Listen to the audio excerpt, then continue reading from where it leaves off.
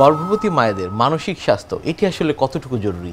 এটা যে কত প্রয়োজন যে আমরা আমাদের পুরো সমাজে আমরা যেন মানসিক স্বাস্থ্যটাকে একেবারে মোটেই মূল্যায়ন করছি না। কিন্তু আমরা যারা এই মায়েদের নিয়ে কাজ করি দেখা যায় বাচ্চা ওর যখন প্রেগনেন্সি থাকে তখন যেমন মেন্টালি নানা রকম ওর স্ট্রেসের মধ্যে একটা থাকে, কি হবে কিভাবে হবে, বাসায় যারা ওর আত্মীয় স্বজন যারা ওর সাথে আছে তার খাওয়া, তার রেস্ট, তার ভবিষ্যৎ বাচ্চার ব্যাপারে তাকে কিন্তু সবসময় একটা মেন্টাল সাপোর্ট তাকে দিতে হবে।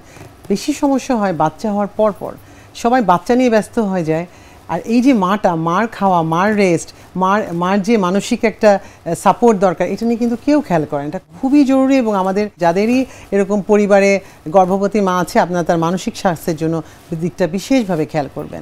আমরা এই দিকটা সবসময় কেন জানি খুব অ্যাভয়েড করে যাই। অনেক ধন্যবাদ আপনাকে আমাদের আজকের এই অনুষ্ঠানে আসবার জন্য। অনেক ধন্যবাদ আপনাকে। প্রিয় দর্শক, এতক্ষণ দেখছিলেন স্বাস্থ্য প্রতিদিন। কথা হচ্ছিল খুব গুরুত্বপূর্ণ একটি বিষয়, গর্ভবতী মায়ের যত্ন নিয়ে। আশা করি আমাদের এই গুরুত্বপূর্ণ তথ্যগুলো আপনাদের অনেক বেশি উপকারে আসবে। অনুষ্ঠানের পর্যায়ে দেখে নেব কি থাকছে আগামী পর্বে স্বাস্থ্য প্রতিদিন অনুষ্ঠানে।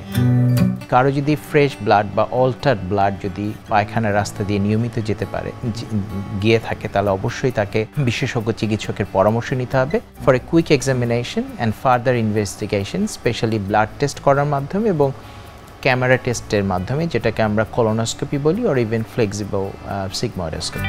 বিশ্বের যে কোনো প্রান্ত থেকে যে কোনো সময় আপনাদের পছন্দের অনুষ্ঠান স্বাস্থ্য প্রতিদিন দেখতে ভিজিট করুন আমাদের পূর্ণাঙ্গ ওয়েব পোর্টাল www.ntvbd.com এ।